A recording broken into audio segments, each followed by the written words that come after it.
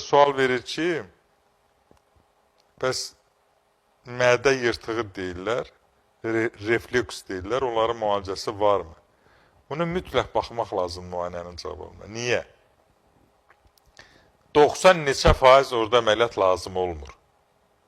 Çünki orada mədə turşulu qaydaya salandan sonra, qidalanma rejimini qaydaya salandan sonra, nə o köp yaranmır, ya turşuluq aşağısı onu qaydaya salandan sonra, nə köp yaranmır, nə o gəyirmələr olmur, nə də o qalxıb orada yanğı hissi vermir, narahatçılıq vermir və yaxud belə adamlar görürsən çox artıq yeyəndə görürsən ki, çox diskomfort, narahatçılıq yaranır.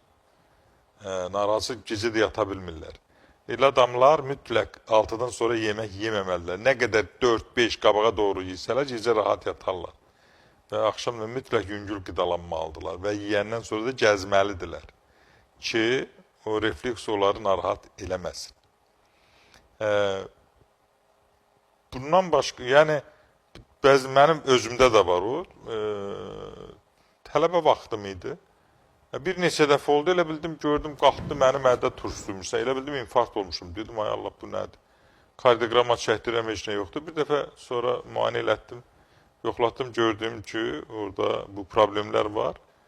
Pomidoru, dovğanı, turşuluğu artıran, qızıqlandırıcı qidaların hamısını çıxartdım və zaman keçdikcə onlarda bu məsələlər də həll oldu. Əməliyyatsız, heç nəsiz və bu gün də pomidor da yeyə bilirəm, nə də dovğa içmirəm, ziyanlıdır. Bu gün də pomidor da yemirəm, zəhəridir bilirəm. Ancaq yəni xeyli qaydasına saldıq. Ona görə də təbii ki,